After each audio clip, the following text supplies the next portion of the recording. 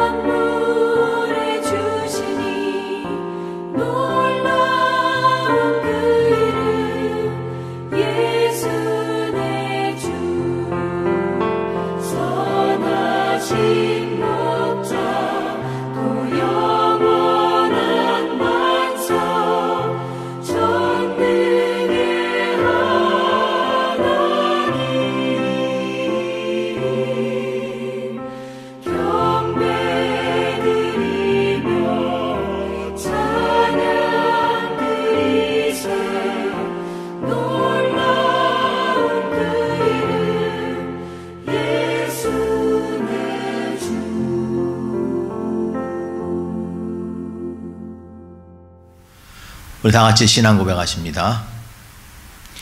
전능하사 천지를 만드신 하나님 아버지를 내가 믿사오며 그의 외아들 우리 주 예수 그리스도를 믿사오니 이는 성령으로 잉태하사 동정녀 마리아에게 나시고 본디오 빌라도에게 고난을 받으사 십자가에 못 박혀 죽으시고 장사한 지 사흘 만에 죽은 자 가운데서 다시 살아나시며 하늘에 오르사 전능하신 하나님 우편에 앉아 계시다가 저리로서 산자와 죽은 자를 심판하러 오시리라. 성령을 믿사오며 거룩한 공예와 성도가 서로 교통하는 것과 죄를 사하여 주시는 것과 몸이 다시 사는 것과 영원히 사는 것을 믿사옵나이다. 아멘. 찬송가 325장 부르십니다.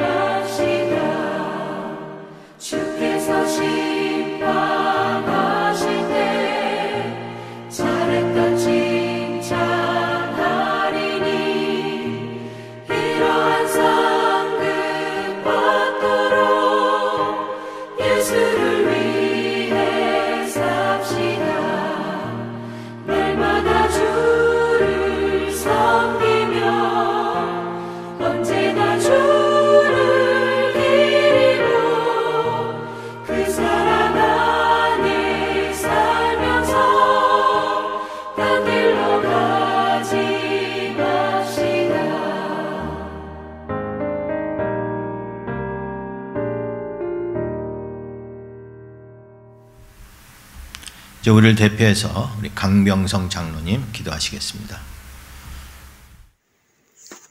하나님 아버지 감사합니다. 부족하고 연약한 저희들 주의 자녀 삼아주시고 어지럽고 복잡한 세상 살 때에 주님만 바라보고 중심을 잡고 천국의 소망을 두고 주님 영광 드러내며 살아가게 하시니 감사합니다. 오늘 거룩한 주일을 맞아 주님을 사랑하는 주의 백성들 이 자리에 함께 모여 주님의 크신 사랑과 은혜를 찬양하고 경배하며 예배를 드립니다.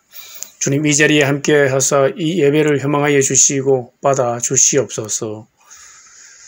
지난 한 주 세상 살면서 주님께서 저희들 눈동자같이 안전하게 지켜보아 주시고 어려움 없이 부족함 없는 삶 사시게 하신 것 감사합니다.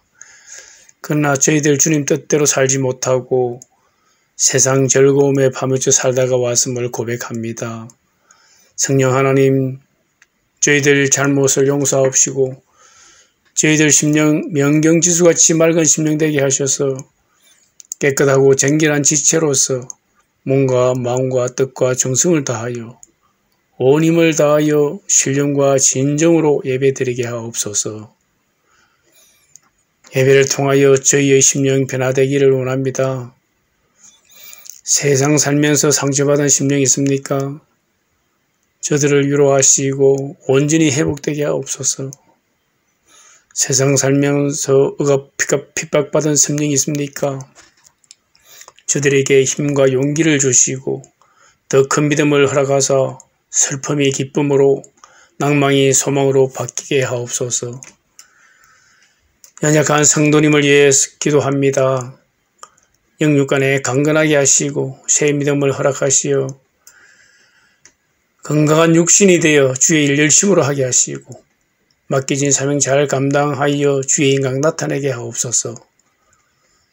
수정자매 에릭 형제 함께하여 주시옵소서. 저들을 위로하여 주옵소서. 힘과 능력과 생기를 부어주셔서 질병을 이기게 하옵시고 온전히 나음을 받게 하옵소서. 수정자매 육신이 강건해져서 키모 잘 받고 수술 잘 받고 나음을 받아 주의 인강 나타나게 하옵시며 에릭 형제 온전히 회복하여 정상적이고 건강한 지체로 가족 품으로 하루속히 돌아오게 하여 주옵소서.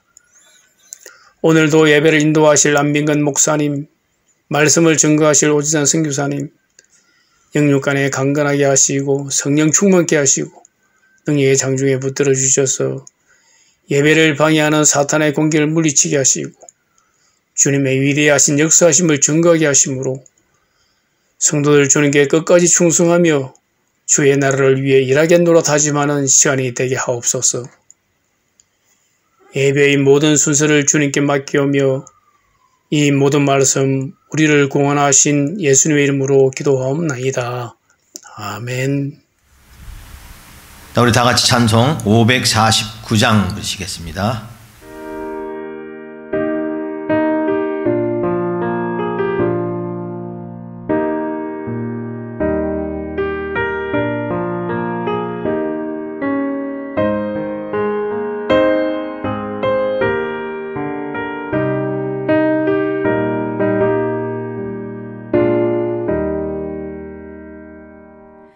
내 주여 뜻대로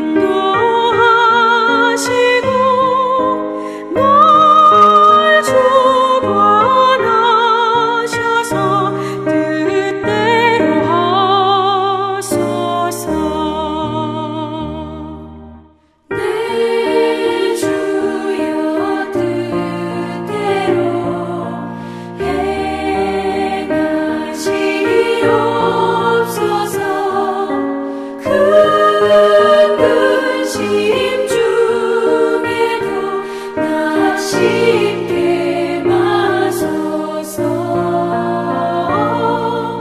주님도 때로는 울기도 하셨네. 널 주관하셔서 뜻대로 하소서.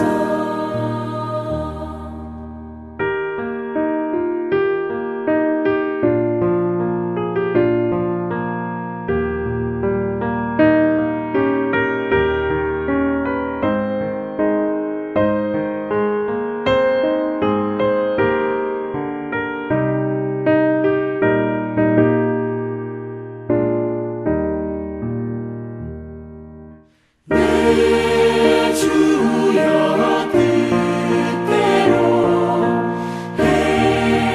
행하시옵소서. 내 모든 일들을 다 주께 맡기고 천천성명하여 고요히 가리니. 살든지 죽든지 뜻대로 하소서. 아멘.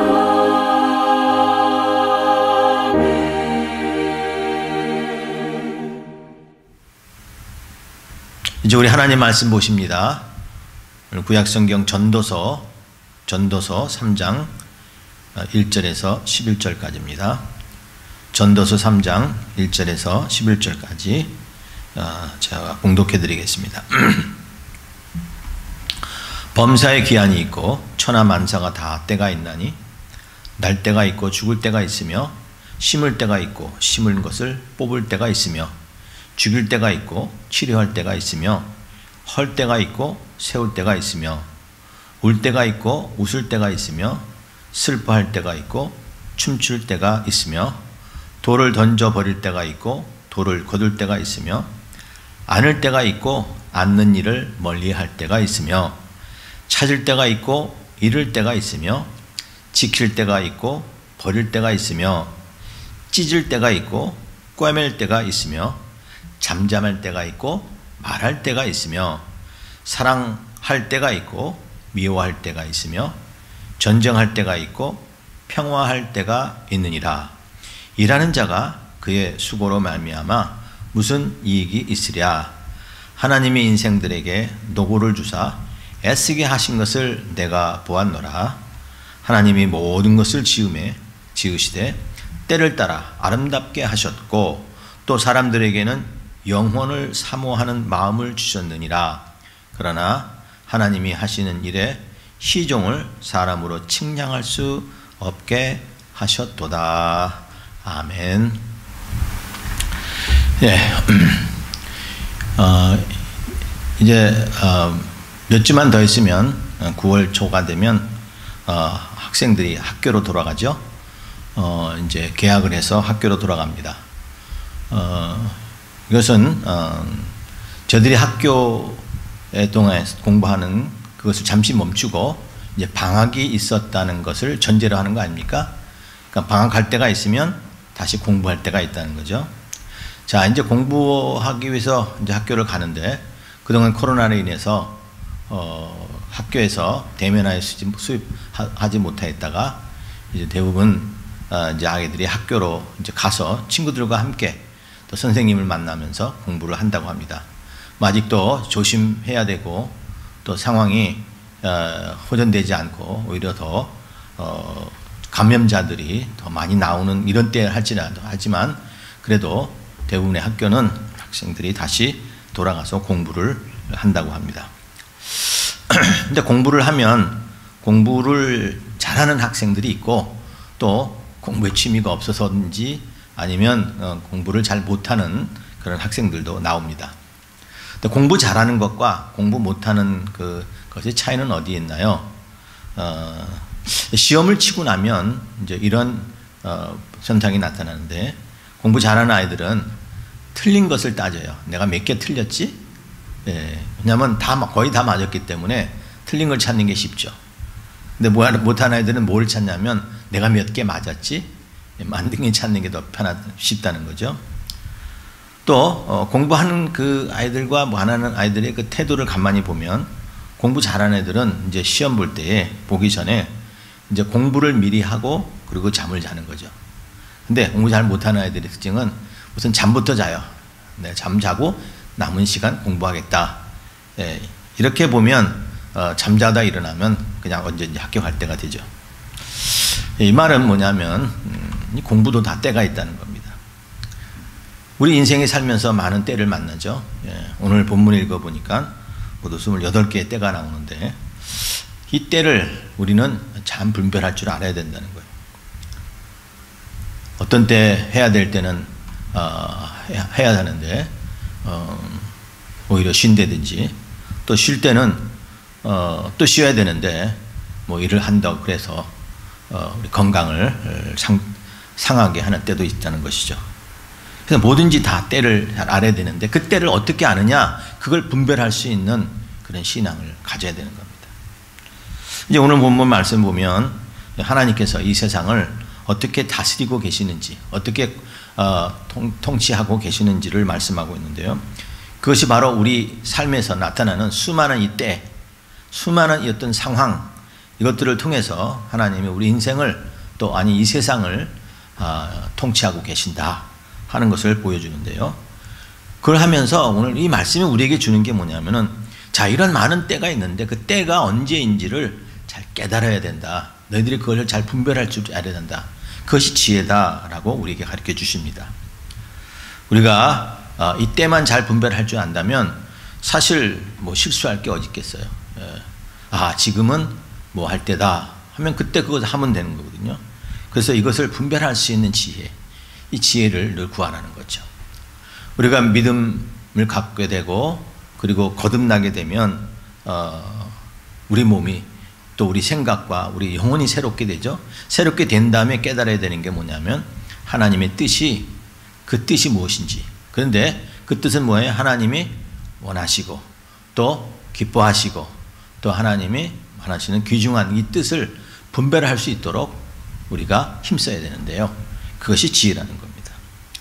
자, 오늘 본문을 보면서 이제 이 때를 잘 분별해야 되는데, 어떻게 해야 이 때를 잘 분별할 수 있을까? 오늘 그것을 우리가 함께 살피면서 여러분 인생 가운데 하나님이 나를 어떻게 섭리하고 계시는지 그 때를 잘 분별해요. 우리 매일매일 기쁨과 감사와 승리가 충만한 저와 여러분 되시기를 바랍니다. 자, 때를 잘 분별하려면요, 우리는 범사에 항상 어떤 목적의식을 가지고 살아야 되는 거예요. 목적의식. 오늘 본문 1절 다시 봅니다. 범사에 기한이 있고 천하만사가 다 때가 있다고 했습니다. 모든 게 다 기한, 어떤 한계가 있다는 거죠.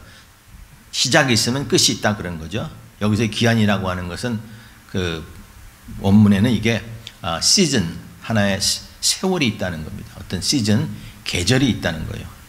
그러니까 봄이 있으면 여름이 있고 하는 그런 변화가 있고, 또 흐름이 있다고 하는 것을 얘기하고요. 그 다음에 말하는 뭐냐면 천하만사가 다 때가 있다고 했습니다. 그러니까 이 말은 뭐냐면 이 세상 모든 것은 우연히 있어 이루어지는 건 아니라는 거죠. 우연이 됐다, 이 말은 우리 믿음 안에서는 그건 없는 얘기합니다. 왜요?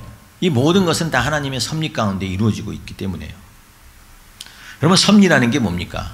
우리 섭리 많이 하죠. 하나님이 우리를 섭리하셨다.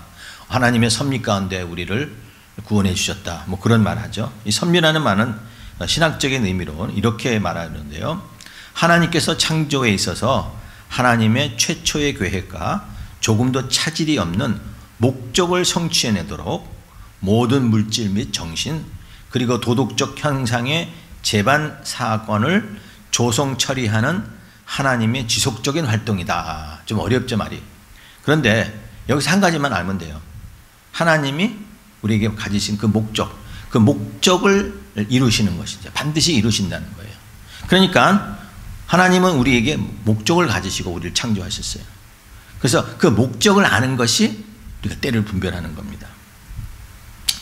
하나님께서 이 땅을 창조하시고 나서 섭리하셨다고 하면 그러면 하나님께서 이 모든 것을 자기 마음대로 하시려고 하는 거냐? 그건 아니에요.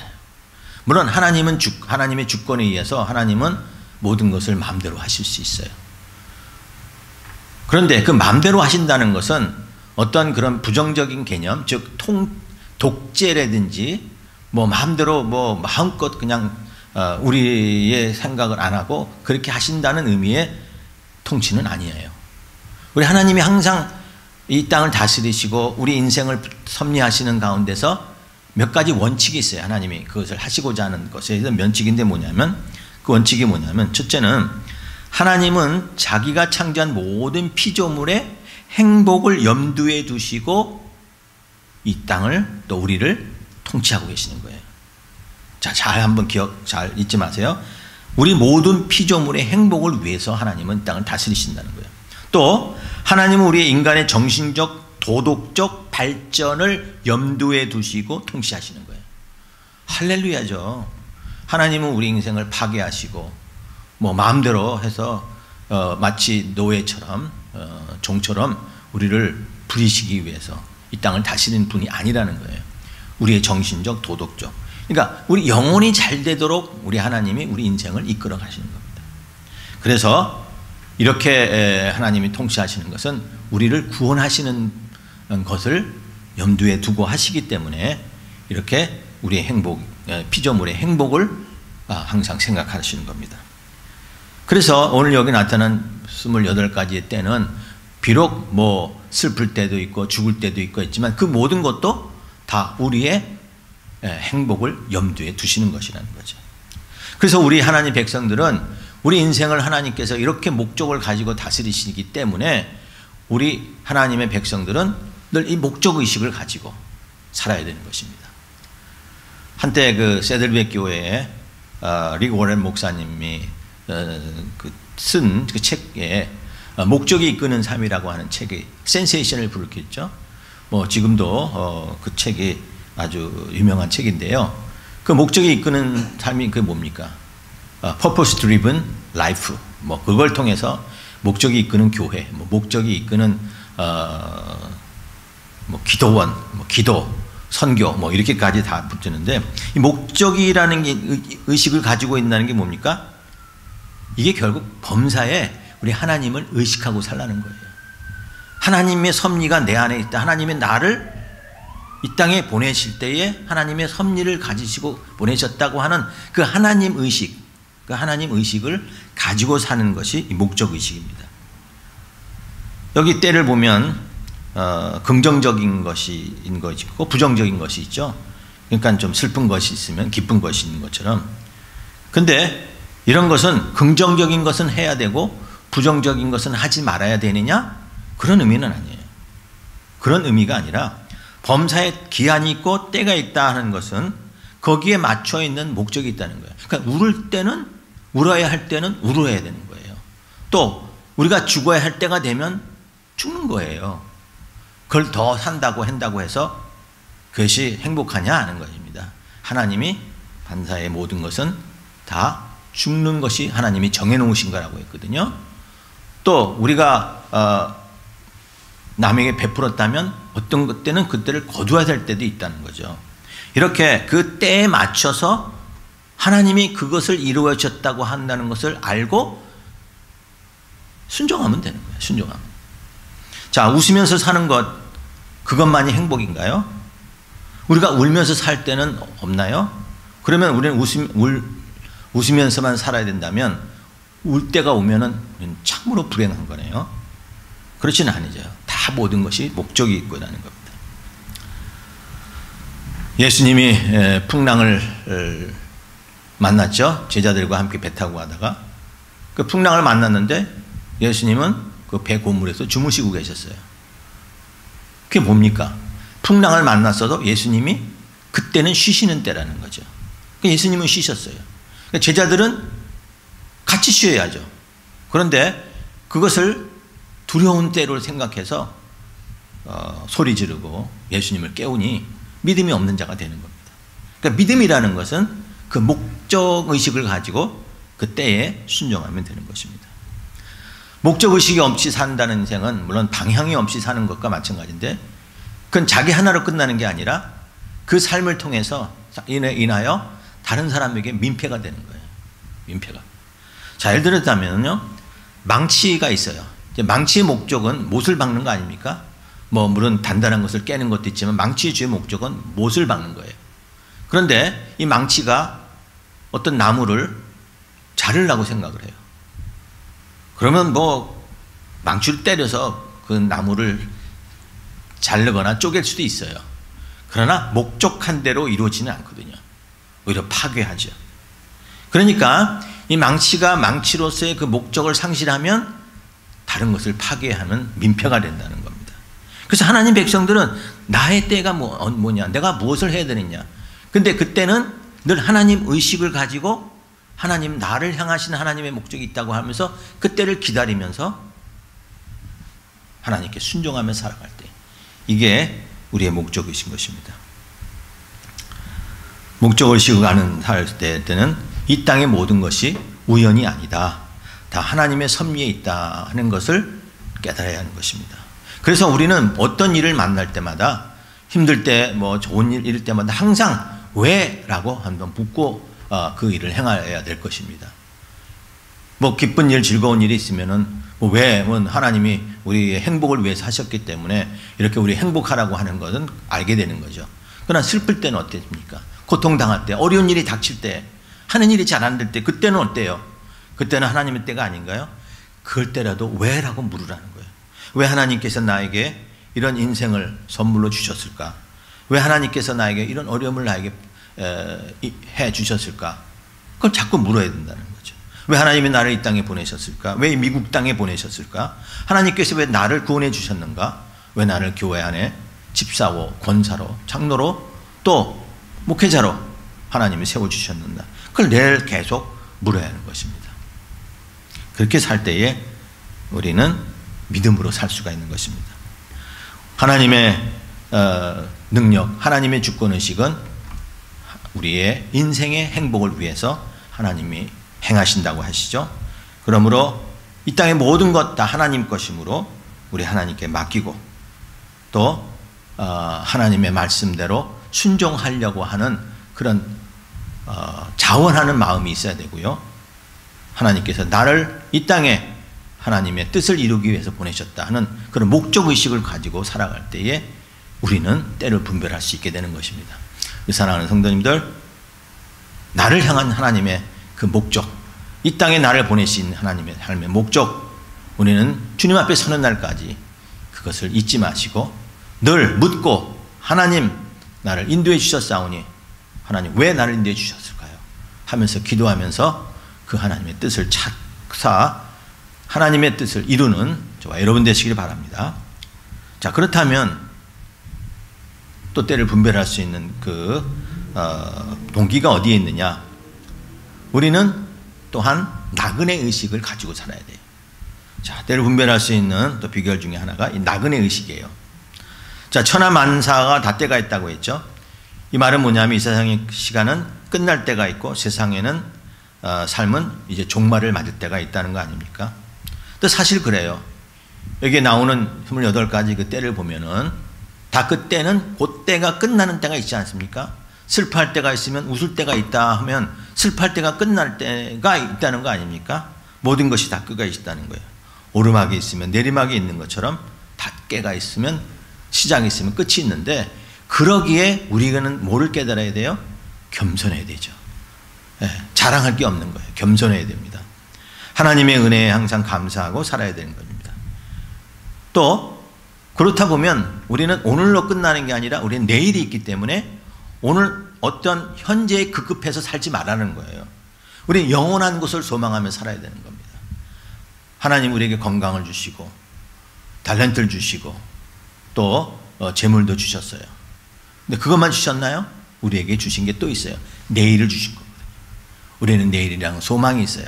그래서 영원하신 하나님을 생각하며 하나님이 나를 향한 그 뜻을 이루며 살 수 있도록 우리에게 내일도 살아가는 소망을 가질 수 있는 은혜를 주신 것입니다. 그래서 오늘 말씀 11절에 보세요. 하나님이 모든 것을 지으시되 때를 따라 아름답게 하셨고 또한 사람에게 영원을 사모하는 마음을 주셨다고 했습니다. 이건 미래를 사모하라는 거 아닙니까? 우리의 본향을 생각하라는 뜻입니다. 이 땅에 사는 집은 우리의 집이 아니죠? 그 우리 찬양도 있잖아요. 이 땅에 사는 집은 내 집이 아니요 내 모든 보화는 저 하늘에 있네. 그곳에 우리가 믿음을 가지고 사는 것입니다. 우리는 이 땅에 일정 동안 살다가는 주님께서 오라 하면 다 놓고 툴툴 털어버리고 주님 계신 곳에 가는 거 아닙니까? 그러므로 우리가 영혼을 사모하며 그리고 나그네 의식을 항상 가지고 살아야 됩니다. 이 집이 나의 영원한 집이 아니에요. 우리는 잠시 왔다 가는 것입니다. 그 때를 따라 우리가 살다가 잠시 왔다 가는 겁니다. 그러니까 나그네 인생이기 때문에 이 땅에 미련 두지 말라는 거예요. 그러니까 미련 두지 않으면 걱정할 게 없잖아요. 사람들 대부분 걱정이 뭐냐면 건강 아니면 물질 이런 것들이 많아요. 그래서 우리 주님도 말씀하셨습니다. 무엇을 먹을까 마실까 염려하는 것 중에 가장 기본적인 그런 것을 최점 염려하니까 그렇게 말씀하신 거 아니겠습니까? 예, 하나님이 다 주신 거예요. 오라 하면 다 놓고 가는 거 아닙니까? 그러므로 우리가 하나님께 이 땅에서 받으신 모든 것은 뭐 하라고 주셨어요? 섬기라고 주신 거예요. 또 나누라고 주신 거예요. 베풀라고 주신 거예요. 건강도 다 베풀라고 주신 것입니다. 미국의 유명한 사업가 중에 석유왕이라고 불리는 록펠러라는 사람 우리 잘 알죠? 참 믿음이 있는 사람이었습니다. 예, 그가 이 유럽에서 이제 이게 건너온 사람 아닙니까? 그래서 어릴 때 건너왔는데 미국으로 왔는데 10살부터 이제 신문 배달을 시작하고 그리고 하루에 일당 하루가 아니라 주급이 그 당시 일당이 1불 50센트 받았대요. 이제 그렇게 일하다가 33살 때부터 이제 투자를 해가지고 그 모은 돈으로 아주 투자를 해서 특별히 그 석유 채굴 사업에 투자를 해서 일약 100만 달러를 받는 갑부가 됐다고 합니다. 그 후로 그냥 그 비즈니스 날로 번창해서 그 당시에 몇 대 안 되는 가장 돈 많은 사람이 됐습니다. 그리고 살다가 보니까 그 나이가 이제 54살이 됐을 때예요. 54살이 됐을 때 갑자기 몸에 기력이 떨어지고요. 그리고 머리털이 빠지고 눈썹도 빠지고 밥맛이 없어지면 소화가 안 되는 거예요. 굉장히 무기력해져요.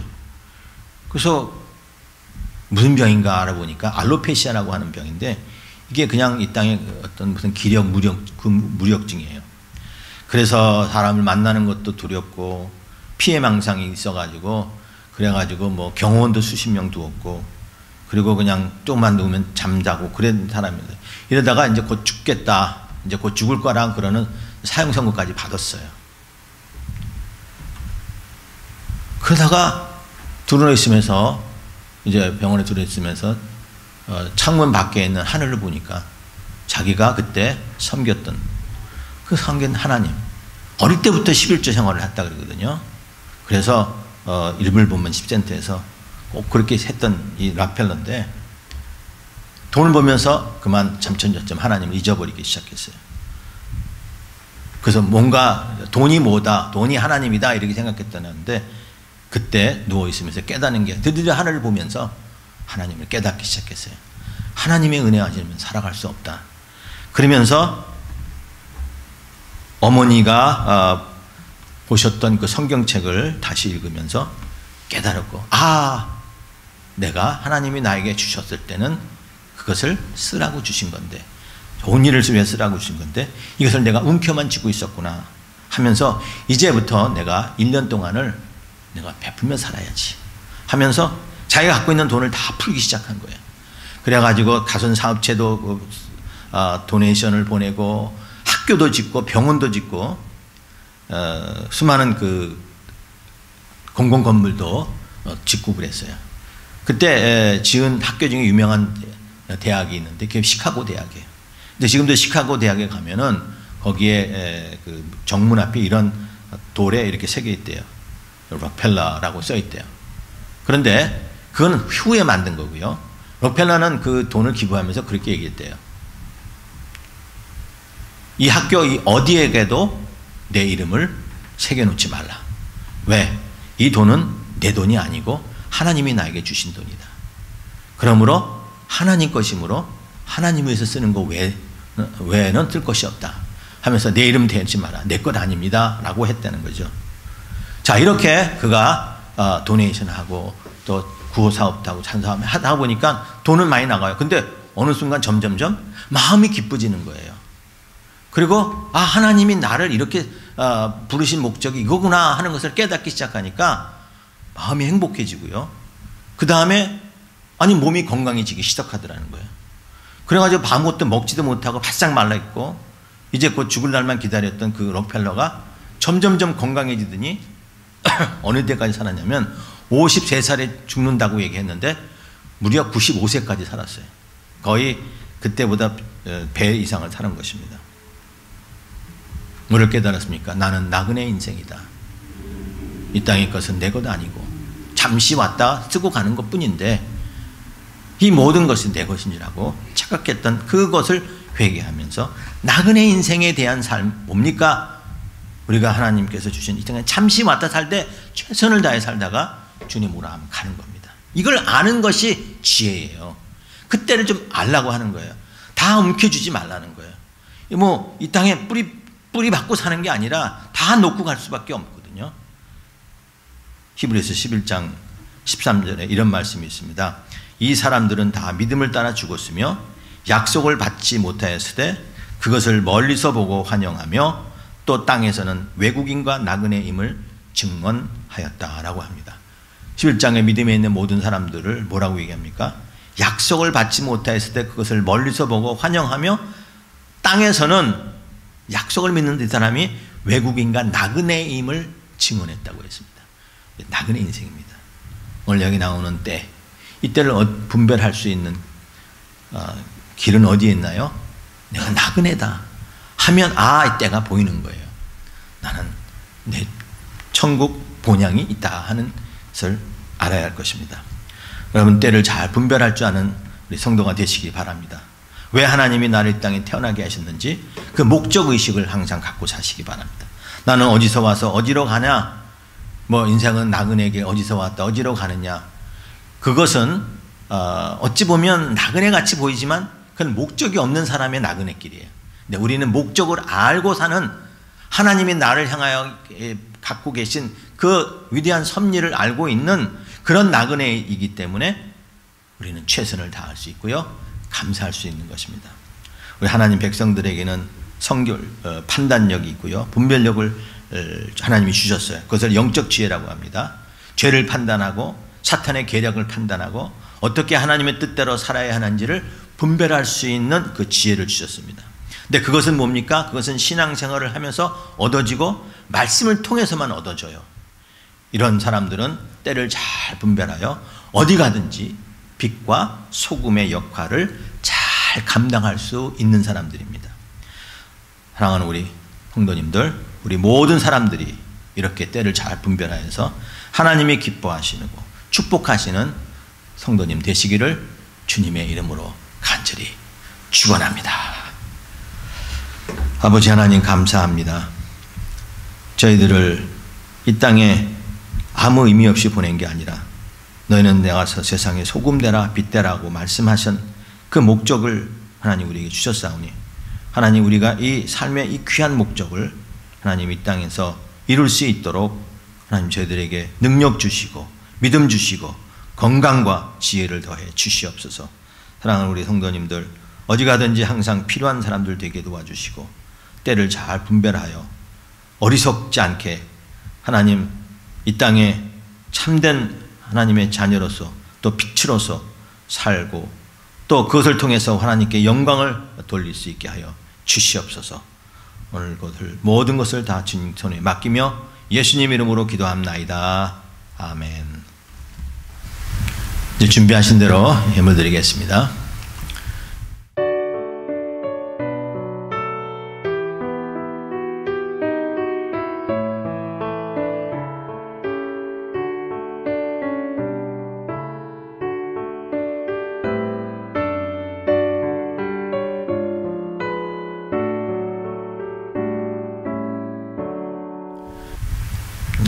기도하겠습니다. 하나님 감사합니다. 이 땅의 모든 것이 다 하나님 것이오네. 하나님, 우리가 적신으로 와서 또 적신으로 돌아가는 것입니다. 하나님 주신 것, 그러나 이 땅에 우리에게 맡겨주신 것이니 하나님 잘 쓰게 하시고 또 하나님 나라와 영광을 위해서 힘써 수고할 수 있게 도와주시옵소서. 오늘도 사랑하는 성도들 주님 앞에 빈손으로 나오지 아니하고 이렇게 하나님께 예물을 드리게 해주셔서 감사합니다. 예물과 함께 우리의 마음도 또한 우리의 삶도 함께 드리오니 주님 뜻대로 사용하여 주시옵소서. 오늘도 물질이 쓰이는 곳마다 우리 하나님의 영광 나타나게 하여 주시고 이른 영혼을 주님 앞으로 이끌어내는 귀한 사역에 쓰임받게 하여 주시옵소서. 주신 것 감사하며 예수님 이름으로 기도합나이다. 아멘. 교회 소식 알려드립니다. 우리 실내 예배 예정은 우리가 9월 5일부터 첫 주부터 들어가도록 되어 있습니다. 그래서 계속 기도하시고요. 이날은 우리가 들어갈 수 있대. 그러나 우리 생각이 아니라 하나님 때에 이루어질 수 있도록 위해서 기도하시기 바랍니다. 새벽 예배 잊지 마시고 나오셔서 함께 기도하시기 바랍니다. 15자매를 매일 묵상하시고 우리 큐티도 많이 참여하시기 바랍니다. 이번 한 주간 기도 제목이 있습니다. 우리 15자매과 매일 묵상을 통해서 위로받고 세임 얻게 해달라고. 이건 15자매에 참여하셔야 되는 거죠. 매일 묵상도 우리 참여하셔야 되고, 그래서 참여하셔서 이걸 통해서 여러분 세임, 그래서 하루하루 기쁘게 살아가야 될 것입니다. 캘리포니아가 지금 산불로 특별히 북가주가 아주 힘들어하는데요. 이 산불, 남가주에도 산불이 많이 납니다.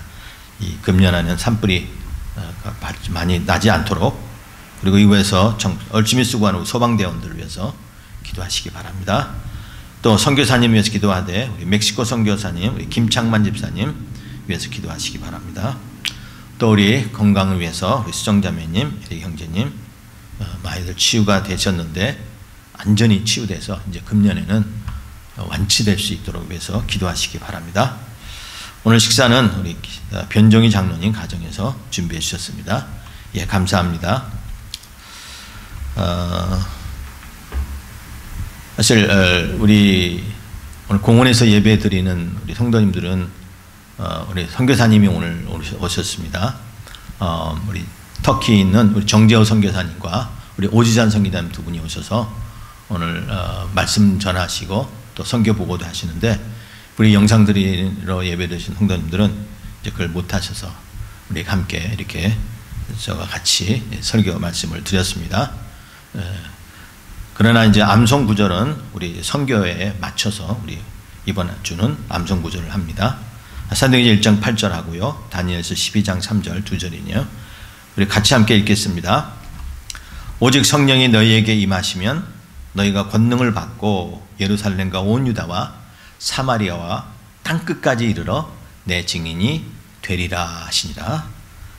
또한 다니엘 12장 3절입니다. 지혜 있는 자는 궁창의 빛과 같이 빛날 것이요 많은 사람을 옳은 대로 돌아오게 한 자는 별과 같이 영원토록 빛나리라. 아멘. 예, 지혜 있는 자는 때를 잘 분별할 줄 아는 사람이죠. 그리고 많은 사람들을 옳은 대로 돌아오게 하는 사람들은 선교사를 비롯해서 우리가 전도의 의미가 있죠. 전도하는 우리 모두에게는 별과 같이 빛날 것이다. 하늘의 상급이 있을 것이다. 라는 얘기입니다. 예, 이 말씀 한 주간 잘 묵상하시기 바랍니다. 우리 주기도성 부르시겠습니다.